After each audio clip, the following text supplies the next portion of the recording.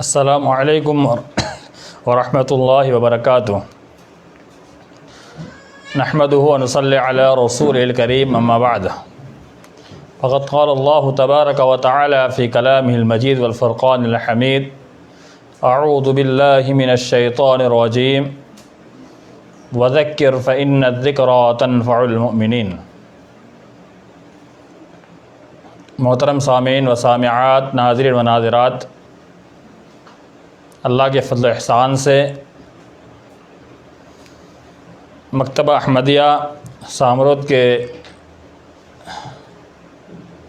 تحت اتوار live programme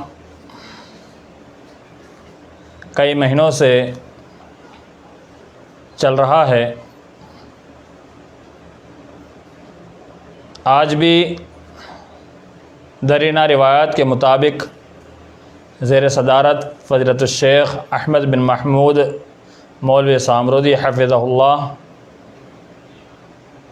منعقد کیا گیا ہے۔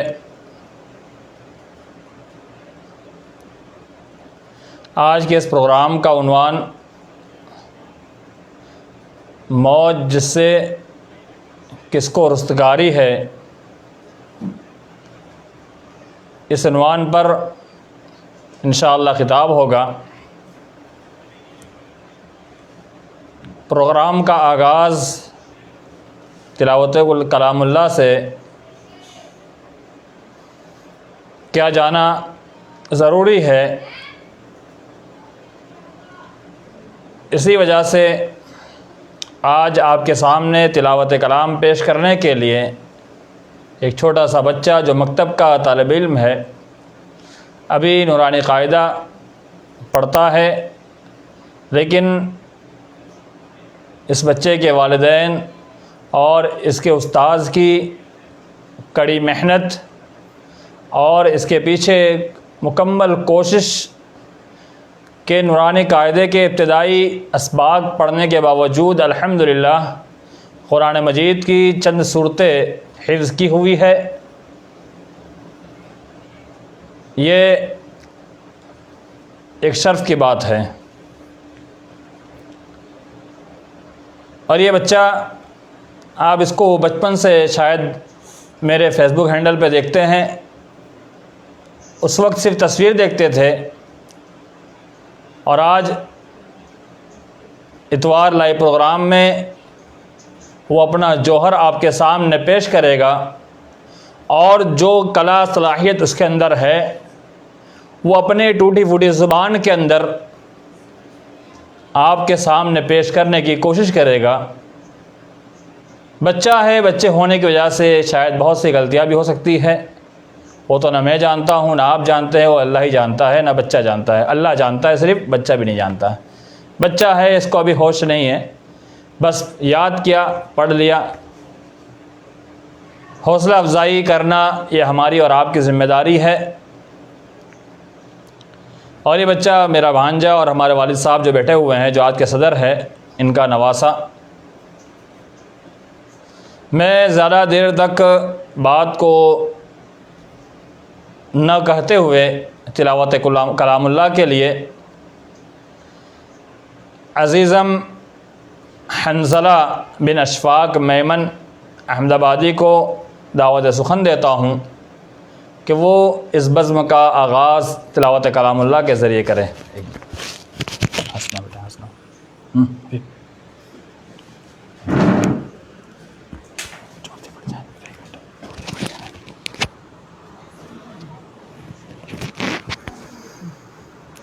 اعوذ باللہ من الشیطان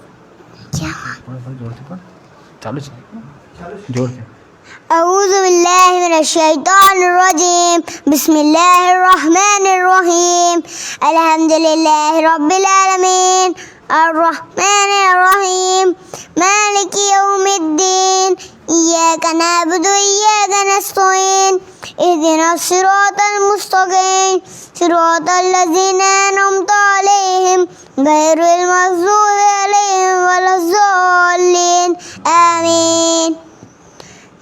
بسم اللہ الرحمن الرحیم، قل هو اللہ احد اللہ الصمد لم یلد ولم یولد ولم یکن له کفوا احد بسم اللہ الرحمن الرحیم انا اعطیناک الکوثر فصل لربک وانحر ان شانئک هو الابتر۔ ماشاء اللہ، جزاک اللہ احسن الجزا۔ بہت ہی بہتر انداز میں ماشاء اللہ تلاوت پیش کی۔ اللہ رب العالمین انہیں زیادہ سے زیادہ علم سے نوازے اور قرآن مجید کا مکمل حافظ قرآن بنائے، اور ان کے والدین کے لیے آنکھوں کی ٹھنڈک بنائے، اور ہم تمام کے نجات کا ذریعہ بنائے۔ اسی سے خوش ہوتے ہوئے میری طرف سے ان کو 100 روپیہ انعام پیش کیا جاتا ہے، جو میں والد محترم کے ہاتھوں اس کو دلاؤں گا۔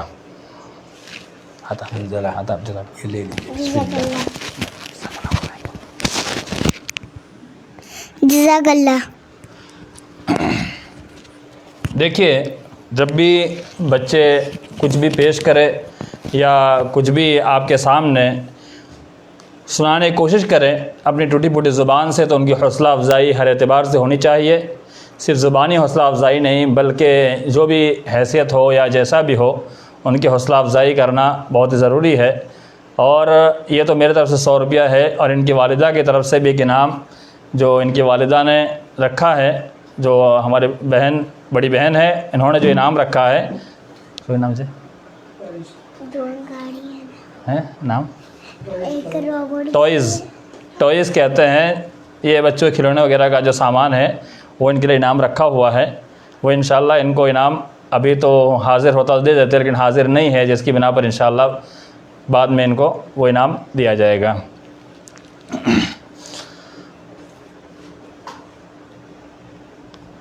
آج کا جو عنوان ہے وہ آپ کے سامنے پہلے پیش کیا جا چکا ہے، اس عنوان پر آئیے ہم خطاب پیش کرتے ہیں۔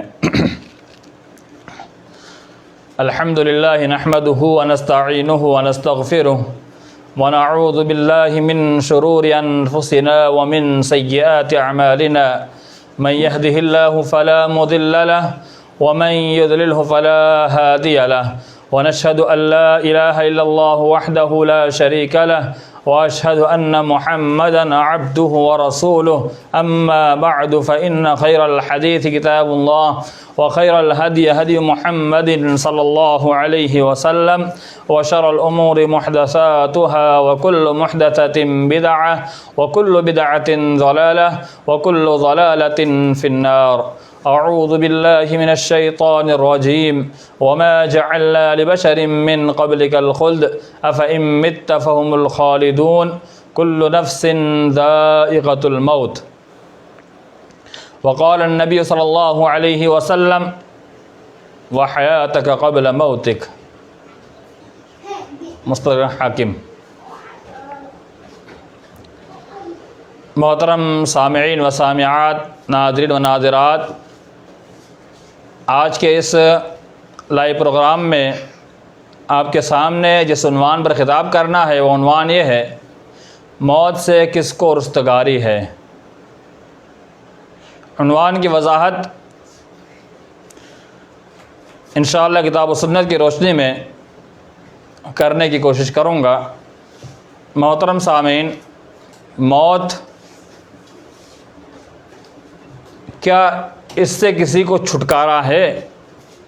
اس دنیا میں جتنے لوگ آئے ہیں، کیا ان میں سے کوئی ایک ایسا بھی انسان ہے جس کو موت نہیں آنی ہے؟ اس دنیا میں آنے والے تمام کے تمام لوگوں کو موت کا مزہ چکھنا ہے۔ امت محمدیہ سے پہلے کئی بڑی بڑی اقوام، قوم عاد، قوم ثمود، یہ سب بڑی بڑی قومیں مانی جاتی تھی، جنہوں نے اس دنیا میں رہنے کا عزم کر رکھا تھا۔ انہوں نے بڑے بڑے محلات بنوائے تھے، جہاں کہیں جگہ خالی پاتے وہاں گھر بناتے اور اس جگہ کو پور کر دیتے تھے۔ تو اسی سے مفسرین نے لکھا اور علماء کرام نے بات واضح کی کہ یہ ان کے اتنے سارے گھر بنانا اور ان کے جگہ جگہ پر تعمیرات کرنا، یہ اس دنیا کے اندر ان کا ہمیشہ رہنے کا ارادہ بنانا ہے۔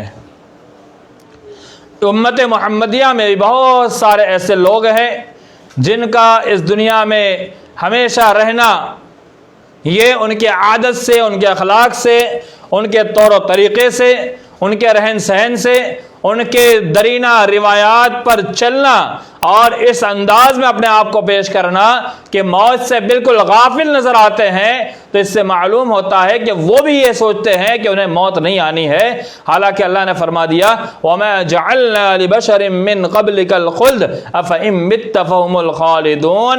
اے نبی صلی اللہ علیہ وسلم، جب آپ کو موت آئی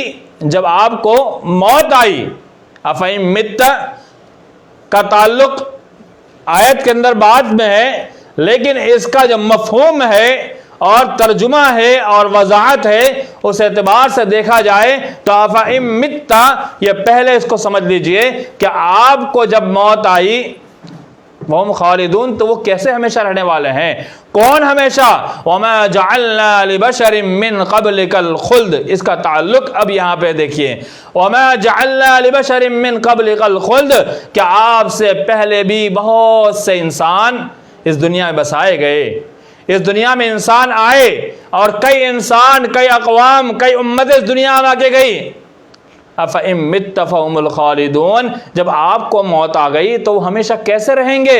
یعنی نبی صلی اللہ علیہ وسلم آپ کو جب موت آنی ہے تو اس دنیا میں کوئی بھی انسان ایسا نہیں ہے جو اس دنیا میں ہمیشہ جی سکے۔ آپ کو موت آنی تو سب کو موت آنا لازمی ہے۔ پھر اللہ نے آگے فرمایا كُلُّ نَفْسٍ ذَائِقَةُ الْمَوْتِ کہ ہر نفس کو موت کا مزہ چکھنا ہے۔ یہ کل نفس ذائقۃ الموت، اس آیت کو اللہ رب العالمین نے قرآن مجید میں 3 مقام پر نازل فرمایا، اسی لفظ کے ساتھ کل نفس ذائقۃ الموت کہ ہر نفس کو موت آنی ہے، ہر نفس کو موت کا مزہ چکھنا ہے۔ اس دنیا میں کوئی انسان ایسا نہیں ہے کہ جسے موت نہیں آنی ہے، جو یہ تصور کرتا ہے کہ اسے موت نہیں آنی وہ غفلت میں ہے، وہ نادانی میں ہے، وہ بیوقوفی میں ہے، اس لیے اللہ کا واضح فرمان ہے کہ ہر نفس کو موت کا مزہ چکھنا ہے۔ امام ابن قدامہ جنہوں نے بہت ہی واضح اور بہت اچھی بات کہی ہے کہ موت کو لے کر کے انسان کے 3 کیٹیگری بتائی ہے۔ پہلی کیٹیگری، کچھ انسان ایسے ہیں جو موت کو انتہائی ناپسند کرتے ہیں اور وہ اس دنیا میں غفلت میں پڑے ہوئے ہیں، یعنی اعمال سے دوری، نیک اعمال کو چھوڑ کر کے، عبادات کو چھوڑ کر کے دنیا میں مست نظر آتے ہیں، صرف ہائے دنیا یہ ان کا مشغلہ بن چکا ہے۔ تو یہ لوگ موت کو ناپسند کرتے ہیں اور سوچتے ہیں کبھی موت ہی نہ آئے۔ دوسرے قسم کے لوگ جو موت کو تو یاد کرتے ہیں، برابر یاد کرتے ہیں اور موت سے بھاگتے بھی نہیں ہیں، غافل بھی نہیں ہیں، لیکن اس دنیا میں کچھ دن اور رہنا چاہتے ہیں تاکہ انہوں نے بہت سارے گناہ کیے ہیں اور ساتھ ساتھ میں نیک اعمال بھی کریں تاکہ اچھے اعمال کے ذریعے سے ان کے گناہوں کی مغفرت کرا لے اور جنت میں جانے کا سبب بن جائے۔ تو اس لیے وہ سوچتے ہیں کچھ اور وقت مل جائے تاکہ میں عبادات کرے، نیک اعمال کرے۔ یہ دوسری کیٹیگری۔ تیسری کیٹیگری کے لوگ امام ابن قدامہ بیان کرتے ہیں کہ تیسری کیٹیگری کے لوگ وہ ہے کہ جو موت کو ہمیشہ یاد کرتے ہیں اور موت سے غافل کبھی نہیں ہوتے ہیں، عبادات کرتے ہیں، بج وقتہ نمازوں میں مشغول رہتے ہیں اور دیگر جتنے بھی اعمال صالحہ ہے جو اللہ نے کرنے پر ابھارا ہے، اللہ نے کرنے کا حکم دیا ہے، ان اعمال کو بجا لاتے ہیں، ان اعمال کو کرتے ہیں، اور اللہ رب العالمین نے جن فرامین کو کرنے کہا ہے ان سارے کے سارے فرامین پر عمل پیرا ہوتے ہیں، اور جن چیزوں روکا ہے ان سارے کے سارے منہیات سے رک جاتے ہیں۔ یہ وہ لوگ ہیں جو موت کو ہمیشہ یاد کرنے والے ہیں، موت سے کبھی دور نہیں ہٹتے ہیں، اور وہ جب کبھی موت آ جائے وہ تیار رہتے ہیں۔ یعنی تیار رہنا یعنی عبادات کے ذریعے سے، اعمال کے ذریعے سے انہیں کبھی دل میں یہ نہیں ہوتا کہ موت نہ آتی، موت نہ آئے، کسی قسم کے کوئی شبہ نہیں آتا، کسی قسم کا کوئی زبان پہ الفاظ نہیں آتا، بلکہ اس کو اس بات پہ یقین ہوتا ہے وَلَن يُؤَخِّرَ اللَّهُ نَفْسًا إِذَا جَاءَ أَجَلُهَا کہ جب موت کا وقت آ جاتا ہے تو اس پہ ذرہ برابر تاخیر نہیں کی جاتی ہے۔ امام ابن قدامہ کہتے ہیں کہ سب سے بہتر وہ لوگ ہیں جو ہمیشہ تیار رہتے ہیں اور غفلت نہیں کرتے ہیں، جب موت آ جائے مرنے تیار رہتے ہیں۔ اور دوسرے قسم کے لوگ جو دوسری کیٹیگری کے ہیں، موت کو یاد کرتے ہیں لیکن سوچتے کچھ اعمال کر لیں اور دنیا میں اور رہ لیں، یہ دوسری کیٹیگری میں آتے ہیں۔ اور سب سے گھٹیا وہ لوگ ہیں، سب سے بیکار وہ لوگ ہیں جو کبھی مرنا ہی نہیں چاہتے ہیں، ہمیشہ غفلت میں رہتے ہیں، ہمیشہ اپنے آپ کو دنیا میں جیتے رہنے کا ایک تصور بیٹھائے ہوئے ہیں اور اعمال سے دور ہے، نماز سے دور ہے، عبادات سے دور ہے۔ ایسے لوگ انتہائی گھٹیا قسم کے لوگ ہیں۔ تو آپ غور کیجئے کہ اگر آپ اچھے بننا چاہتے ہیں، بہتر اور سب سے اچھے انسان بننا چاہتے ہیں اور انسانیت کی اعلیٰ کیٹیگری کے اندر آنا چاہتے ہیں تو آپ موت سے غفلت کرنا چھوڑ دیجئے، کیونکہ موت ہر حال میں آنی ہے اور موت ہر کسی کو آنی ہے، ہر کسی کو دنیا سے جانا ہے، چاہے کوئی بادشاہ ہو، چاہے کوئی بڑا انسان کیوں نہ ہو، ہر کسی کو دنیا میں ایک دن آخری دن آئے گا اور اسے مر کر جانا ہے۔ ابھی آیت پیش کی وَلَن يُؤَخِّرَ اللَّهُ نَفْسًا إِذَا جَاءَ أَجَلُهَا، کہ جب انسان کا مرنے کا وقت قریب آ جاتا ہے تو اس کے لیے ذرہ برابر بھی تاخیر نہیں کی جاتی۔ وَلَن يُؤَخِّرَ اللَّهُ، اللہ دیر نہیں کرتا ہے۔ اور لن یہاں پر تاکید، اللہ رب العالمین نے تاکید کے ساتھ کہا کہ ہرگز ہرگز تاخیر اللہ نہیں کرے گا۔ تو آپ غور کیجئے، ہر انسان کا موت کا وقت لکھا ہوا ہے، کب مرے گا، کس وقت مرے گا، کہاں مرے گا، اللہ نے ہر چیز کو لکھ رکھا ہے اور اس کا علم صرف اللہ جل شانہ کا ہے۔ اللہ ہی بہتر جانتا ہے کب مرے گا۔ ایک بات آئی تو پیش کر دوں، بہت سارے احباب کہتے ہیں کہ مرنے والے کو کچھ پہلے پتہ چل جاتا ہے، اسے موت آنی ہے۔ میرے دوستو، کسی کو نہیں معلوم ہوتا کہ اس کا موت کا وقت کب ہے۔ جب اس کے پاس فرشتے اس کے روح قبض کرتے ہیں تب اسے کیسے فرشتے اس کے پاس آ رہے ہیں تب صرف اس کا احساس ہوتا ہے، ورنہ اس سے پہلے اسے ایک ذرہ معلوم نہیں ہوتا۔ ہمارے ایسے لوگ اس بدعقیدگی میں پڑے ہوئے ہیں کہ اللہ کی طرف سے یہ قدرت اسے پتہ چل جاتا ہے۔ میرے ایمان والے بھائیوں، ذرہ برابر بھی پتہ نہیں چلتا۔ قرآن مجید میں اللہ نے فرمایا کہ موت کہاں آئے گی یہ بھی فکس ہے۔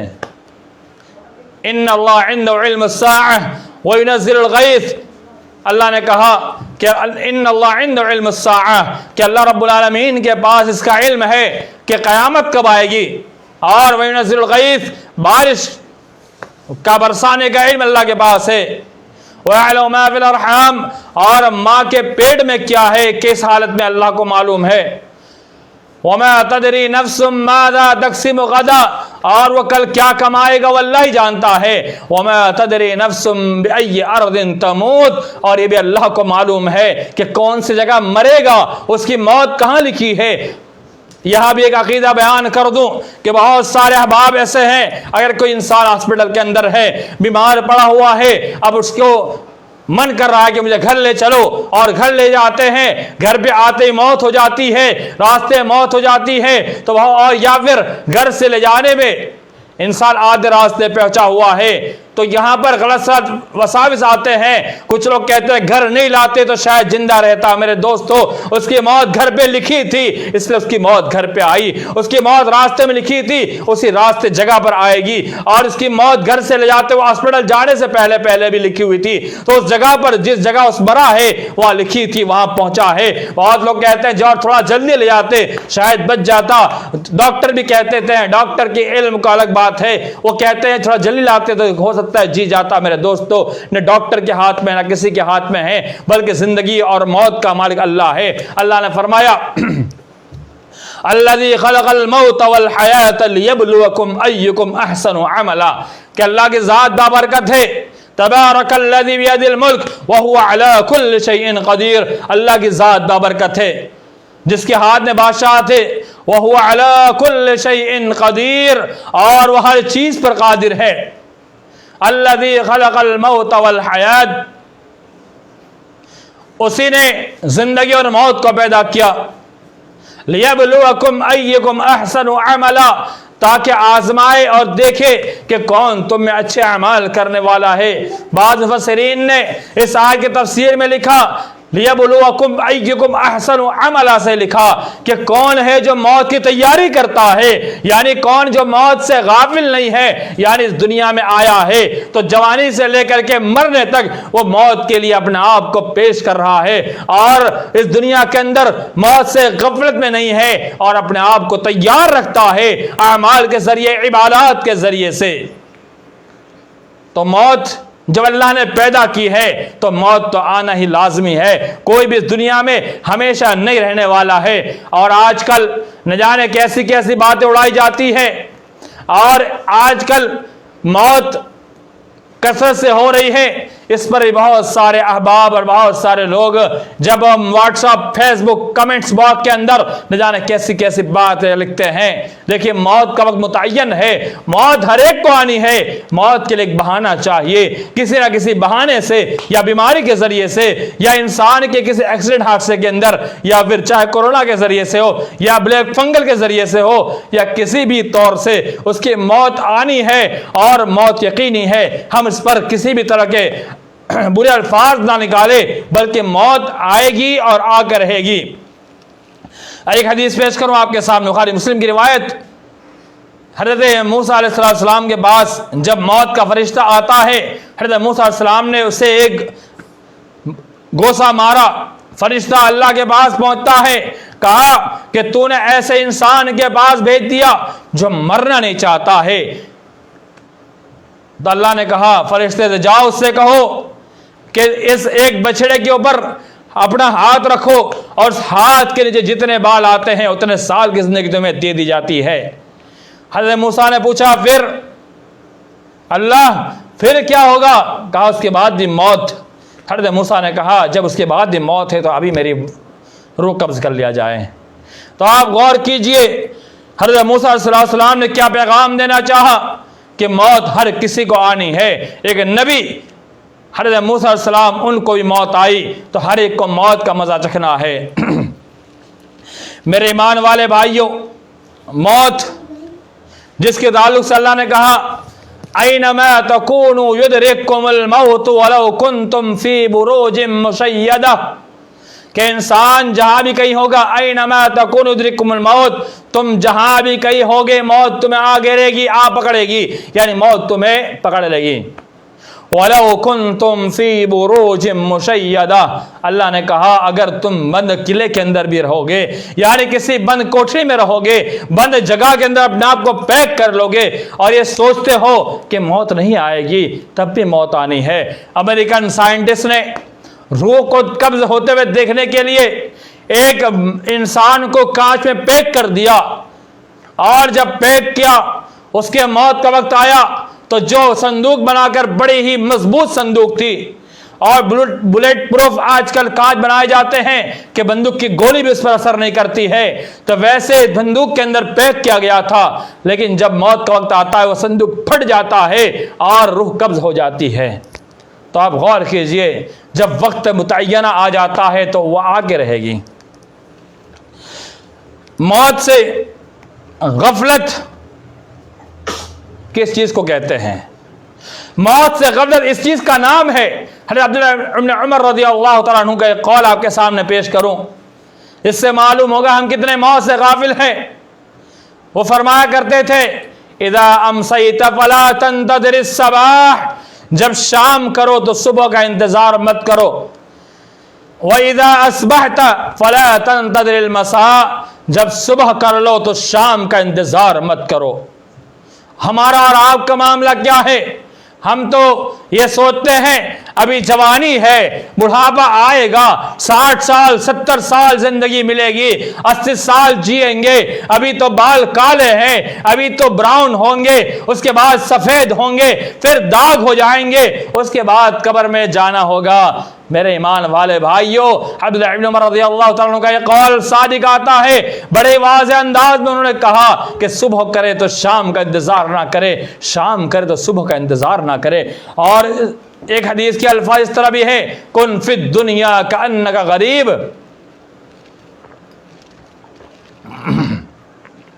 कुन फिद दुनिया कअन्नका गरीब, कि तुम हो जाओ इस दुनिया में अजनबी की तरह او عابر سبیل، یا پھر کوئی راستہ چلنے والا، راہ گزار، مسافر کی طرح بن جاؤ۔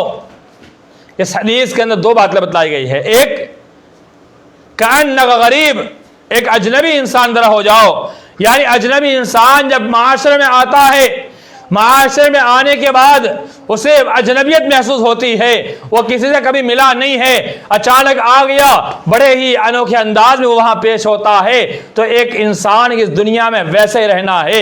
اگر انسان اس دنیا میں دل لگاتا ہے اور یہ انسان اس دنیا کا دیوانہ بن جاتا ہے، اس دنیا میں ہمیشہ رہنے کا تصور کر لیتا ہے، وہ موت سے غافل ہے۔ اور وہ عابر السبیل، ایک مسافر جیسے سفر کرتا ہے، گھر سے نکلتا ہے، سفر میں رہتا ہے، سفر مکمل کر کے اپنے مقام پر پہنچنے کی کوشش کرتا ہے، ویسے ہی انسان اس دنیا میں آیا ہے اور اس دنیا سے اسے واپس جانے کی فکر لگ جاتی ہے، تو وہی انسان موت سے غافل نہیں ہے۔ یہ تو موت کے تعلق سے چند گزارشات آپ کے سامنے پیش کی۔ موت کے بعد ہمیں کیا چیز کام آئے گی اسے ہی پیش کر کے باتیں انشاءاللہ ختم کرنے کی کوشش کروں گا، جس کی تیاری ہمیں اللہ نے وقت دیا ہے، ہمیں ان ایام میں اس چیز کو کرنا چاہیے تاکہ بعد میں ہمارے لیے فائدہ مند ثابت ہو۔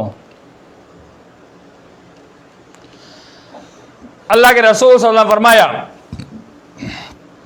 اذا مات الانسان انقطع عنه عمله الا من ثلاث، جب انسان مر جاتا ہے تو اس کے اعمال منقطع ہو جاتے ہیں،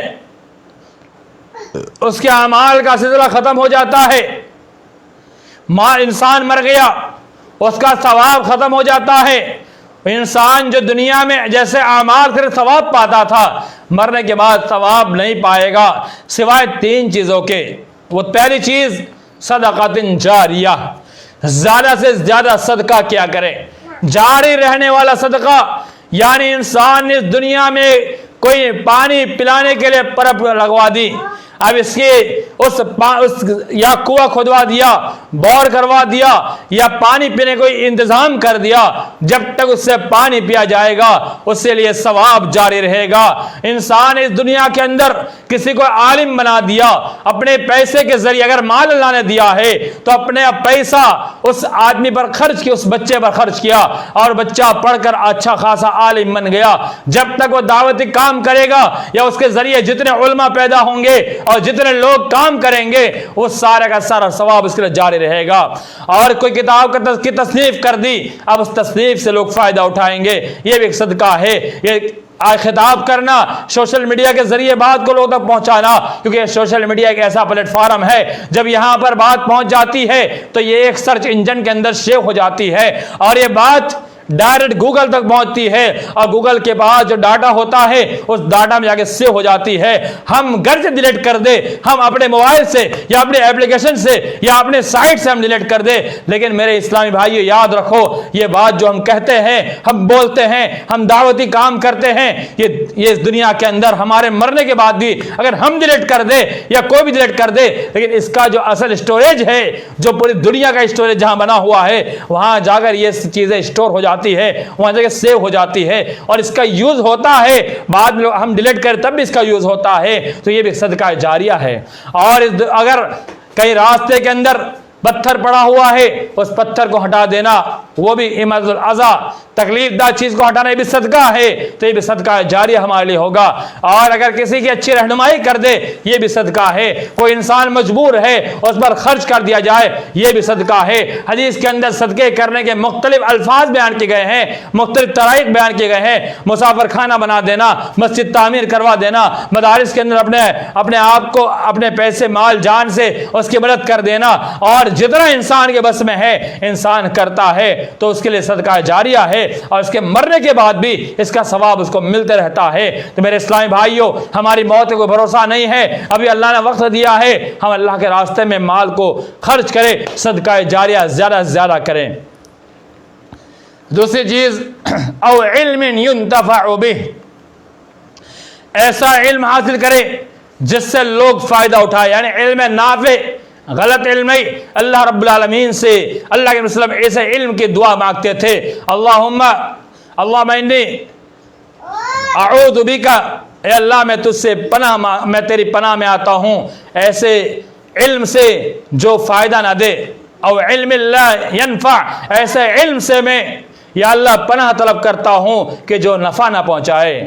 تو علم نافع مانگنا بھی ضروری ہے اور علم نافع حاصل کرنا بھی ضروری ہے۔ اگر علم نافع حاصل نہیں کیا، غلط سلط علم حاصل کر لیا، علم حاصل کر تعویذ گنڈے جادوگری اور نہ جانے کیسے کیسے نہ جانے غلط سلط کام کر کے کسی سے بحث و مباحثہ کرنے کے لیے، کسی کو جواب صرف دینے کے لیے، کسی کے علم پر پانی پھیرنے کے لیے، کسی کی صلاحیت سے جلن رکھ کر کے حسد کر کے، اگر اپنے اعتبار سے اس سے حسد کر کے اس کو گرانے کی کوشش کرنے کے لیے علم حاصل کرتے ہو، حدیث کے اندر بڑی وعید آئی ہوئی ہے اگر اس لیے علم حاصل کیا کہ تاکہ اپنے علم کا ڈھوس جمائے، اپنے علم کے ذریعے سے کسی کو نیچا دکھلائے، وہ ایک خطبہ دے، اس کا جواب بغیر وجہ کے کوئی سبب نہیں ہوگا تو اس کے جواب دینے کی کوشش کیا جائے، کوئی خطبہ دے دے، کوئی درس دے دے، کوئی تقریر کر دے، حسد کی آگ جل جائے اور اسے فنا کرنے کے لیے طرح طرح کے طرائق اپنائے جائے تو اللہ صلی اللہ علیہ وسلم نے فرمایا وہ جنت میں کبھی نہیں جائے گا اور جنت کی بو بھی نہیں پائے گا۔ یہ صاف وعید آئی ہوئی ہے ایسے لوگوں پر۔ اس لیے علم نافع حاصل کرے، علم سو نہیں، ایسا علم نہیں جو نفع نہ پہنچائے بلکہ نقصان پہنچائے، ایسے علم سے اللہ کی پناہ مانگنا چاہیے۔ ہمارے نبی صلی اللہ علیہ وسلم پناہ مانگا کرتے تھے، وہ ہمیں سکھلایا ہے۔ تو علم نافع حاصل کرے تاکہ اس علم نافع کے ذریعے سے آپ کا علم جہاں تک پہنچے گا۔ آج امام بخاری رحمہ اللہ کتنے سال پہلے وفات پا چکے ہیں، لیکن تمام اداروں میں ان کی کتاب بخاری پڑھنے کے بعد انسان سند یافتہ عالم بنتا ہے۔ یہ ہے علم نافع۔ امام مسلم رحمہ اللہ، امام ابو داؤد، امام ترمذی، امام نسائی اور دیگر جتنے ائمہ کرام جن کی کتابوں سے استفادہ کیا جاتا ہے وہ اس دنیا سے جا چکے ہیں۔ حال کے بڑے محقق جو ابھی چند سال انتقال ہوئے، علامہ البانی رحمہ اللہ، انہوں نے اتنا کام کیا، حدیث کے اوپر کئی کتابیں لکھی۔ ان کی کتابوں سے آج دنیا استفادہ کرتی ہے، فائدہ اٹھاتی ہے۔ یہ ان کے لیے ان کا علم نافع تھا جو پوری دنیا اس سے فائدہ اٹھاتی ہے۔ تو علم نافع حاصل کیا جائے اور علم نافع کے ذریعے سے انشاءاللہ مرنے کے بعد بھی ہمارا ثواب جاری ساری رہے گا اور انشاءاللہ ہمیں ثواب ملتا رہے گا۔ اور غلط سلط علم حاصل کر کے اللہ کے لیے اپنی آخرت برباد نہ کریں۔ دنیا تو تمہاری مل جائے گی، دنیا میں واہ واہی مل سکتی ہے، لیکن میرے اسلامی بھائیوں آخرت میں واہ واہی نہیں ملے گی۔ آخرت میں واہ واہی چاہتے ہیں، آخرت میں بہتر بدلہ چاہتے ہیں تو علم نافع حاصل کیجئے۔ اور ایک بات یاد رکھ لیجئے، علم نافع حاصل کرنے والا انسان کسی سے جلن نہیں کرتا، کسی سے حسد نہیں کرتا، کسی سے بغض نہیں کرتا۔ وہ ہمیشہ چاہتا ہے کہ میرے پاس جو علم ہے اس علم سے بھی کوئی فائدہ اٹھائے۔ وہ یہ چاہتا ہے کہ میں اپنا علم ہر ایک کسی کو دوں، وہ یہ چاہتا ہے کہ میرے علم سے ہر کوئی فائدہ اٹھائے اور اس دنیا کے اندر میرا علم بلغوا عنی ولو آیا کے تحت ہر ایک کسی کے پاس پہنچ جائے۔ اور نبی صلی اللہ علیہ وسلم کی حدیث کہ اسلام ہر جگہ پہنچے گا، ہر گھر کے اندر پہنچے گا، تو اس کی تمنا ہوا کرتی ہے کہ اسلام کو ہر گھر میں اپنی آواز کے ذریعے پہنچائے، اپنے تحریک کے ذریعے پہنچائے اور ہر کوشش جتنے بھی پلیٹ فارم ملے اس سارے پلیٹ فارم سے وہ اپنی بات کو پہنچانے کی کوشش کرے، چاہے انٹرنیٹ کے ذریعے سے یا زمینی کام کر کے یا سوشل میڈیا سے، ہر اعتبار سے وہ اپنے علم سے لوگوں کو فائدہ پہنچانے کی کوشش کرتا ہے۔ تو وہی علم نافع حاصل کیا ہوا انسان مانا جائے گا۔ تیسری قسم او ولد صالح یدعو لہ، تیسرا وہ شخص او ولد صالح جس نے نیک اولاد چھوڑی۔ نیک اولاد شرط ہے، نیک اولاد۔ اسی لیے انبیاء کرام کا ایک طریقہ تھا، ہنالک دعا زکریا ربہ اذ نادى ربہ، ہنالک دعا زکریا ربہ قال رب هب لي من لدنک ذریۃ طیبہ۔ ہنالک دعا زکریا ربہ کہ زکریا علیہ السلام نے اپنے رب سے دعا کی، ربی اے میرے پروردگار مجھے ایک ایسی اولاد عطا فرما جو پاک ہو، ایسی اولاد جو پاک ہو، یعنی ان کی ولادت سے پہلے، ان کے اس دنیا سے آنے سے پہلے اس بچے کے لیے طیب اور اچھے اولاد ہونے کی دعا کرتے تھے۔ تو نیک اولاد کی دعا اس کی پیدائش سے پہلے کرنا چاہیے، یعنی پیٹ میں حمل ہو یا نہ ہو اس سے پہلے اللہ سے دعا کرنا چاہیے، یا اللہ مجھے اولاد نیک اولاد عطا فرما، تو اس کے عوض میں اللہ رب العالمین ضرور نیک اولاد عطا کرے گا۔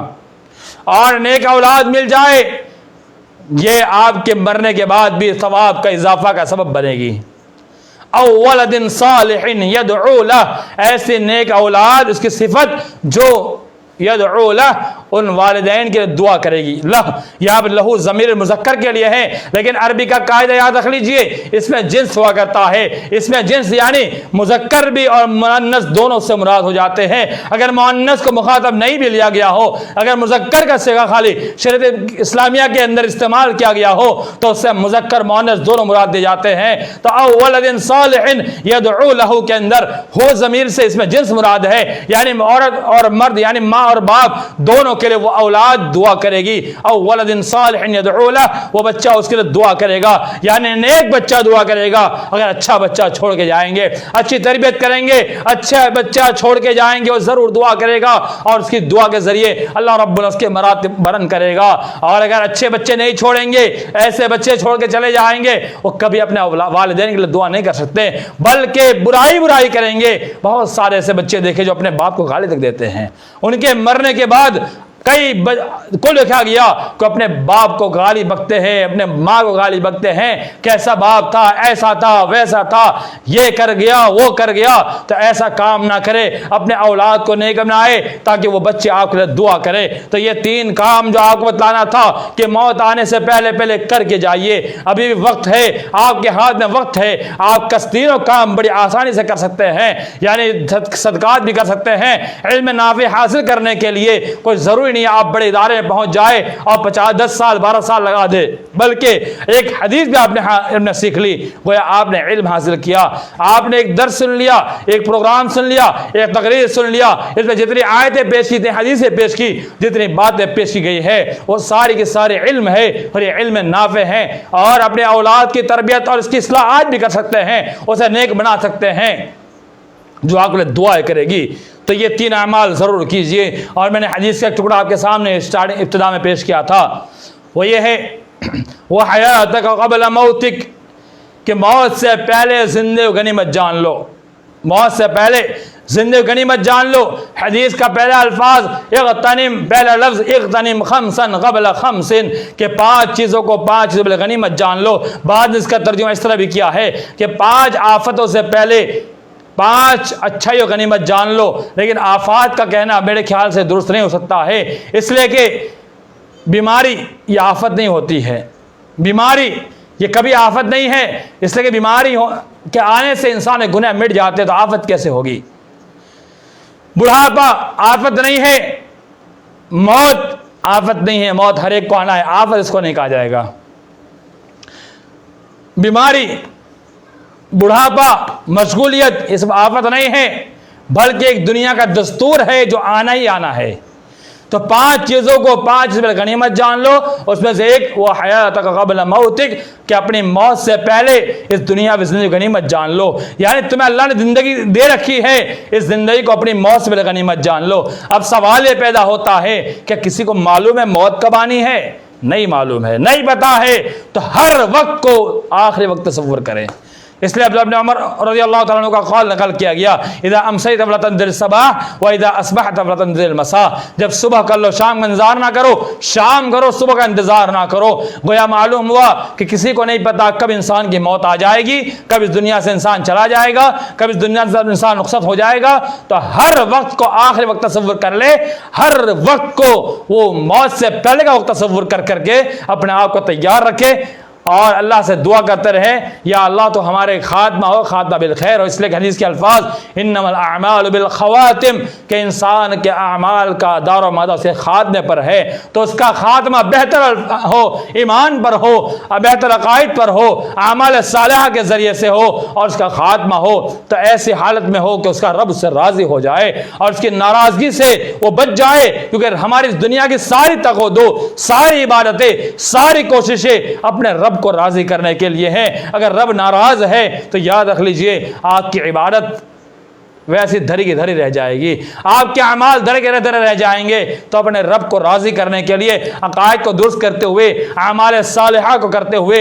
ہم اس دنیا سے رخصت ہونے کے لیے ہم وقت تیار رہے۔ جب موت آ جائے تب انسان کے دل میں خوف نہیں ہونا چاہیے، خوف نہیں ہونا چاہیے۔ بعض حضرات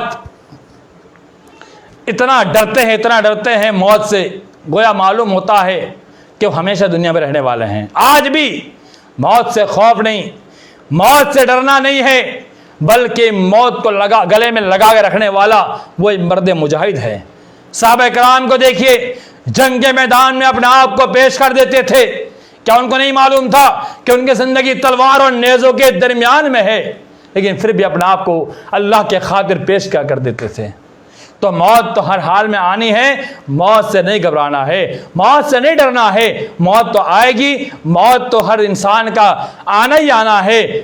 شیخ عزیر شمس حفظہ اللہ جو ابھی سعودی کے اندر مقیم ہمارے والد صاحب کے ساتھیوں میں سے ہیں، سینئر جونیئر ساتھیوں میں سے، ایک پروگرام رکھا گیا تھا ڈاکٹر مان اللہ صاحب کے انتقال کی تعزیت پر، جس میں انہوں نے ایک بہت اچھی بات کہی تھی۔ وہ کہے کہ اس میں کون سا ہمیں غم بنانا، 3 دن غم جائز ہے، تعزیت اتنے دنوں تک رہنے کی کیا ضرورت ہے؟ یہ موت کا سلسلہ بابا آدم سے چلا ہے تا قیامت چلتا رہے گا، اس میں کوئی پریشانی ہونے کی بات نہیں ہے، بلکہ دنیا کا دستور ہے، یہ ہونا ہی ہے اور ہوتا رہے گا، اور یہ فطری چیز ہے، دستور الہی ہے، ہمارے ہاتھ میں نہیں ہے، عادات نہیں ہے، فطرت ہے، فطرت نہیں بدلتی، عادات بدلتے، فطرت نہیں بدلتی ہے۔ یعنی موت ہر حال میں انسان کی آنی ہے، ہمیں ہمیشہ تیار رہنا ہے۔ جس سے ہماری انبن ہے اسے ختم کر دے، ہمارے تعلقات اچھے کر لے، جس کے ساتھ ہمارے تعلقات خراب ہیں وہ سارے تعلقات کو اللہ کے واسطے ہم اچھے کر لے، سارے پرانی باتیں بھول جائے، یہی موت کی تیاری ہے۔ یہی اپنے آپ کو موت سے بالکل محبت اور موت کی یاد ہے۔ اگر آپ ابھی بھی نہیں سدھرتے ہیں، وہ آپ موت سے غافل ہے، ابھی بھی نہیں آپ سنبھلتے ہیں، تو وہ آپ موت سے دور بھاگ رہے ہیں۔ اللہ سے دعا اللہ تعالیٰ تمام مسلمانوں کو اس دنیا میں ایمان کے ساتھ رکھے اور ہمارا خاتمہ بالخیر ہو۔ ہماری جب موت آئے ہم سے ایسا کام یا اللہ کروا جس سے تو راضی ہو جائے، یا اللہ میں ان تمام کاموں سے بچا لے جس کام سے اللہ تو ناراض ہوتا ہے، یا اللہ ہماری آخرت برباد کرنے والے تمام کام سے محفوظ کر لے۔ یا اللہ ہماری موت یقینی ہے، ہمارا ایمان بھی ہے، آنی ہے، یا اللہ موت سے پہلے یا اللہ ہمیں توبہ استغفار توفیق عطا فرما۔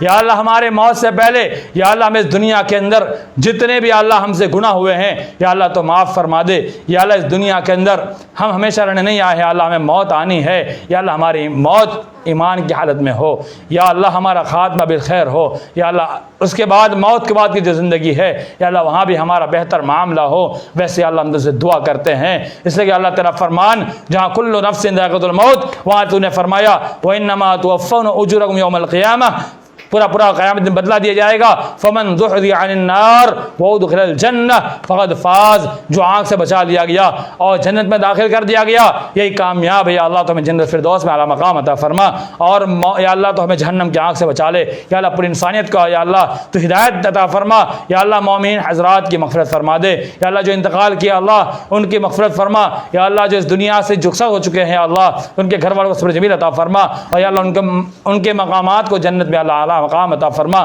یا اللہ اس دنیا میں جتنے بچے ہیں اللہ سب کی خیر کے ساتھ موت فرما، اور یا اللہ انہیں موت سے غفلت سے محفوظ رکھ لے، انہیں اللہ موت کو یاد کرنے کی توفیق عطا فرما۔ آمین۔ والسلام علیکم ورحمۃ اللہ وبرکاتہ۔ ٹھیک ہے نا؟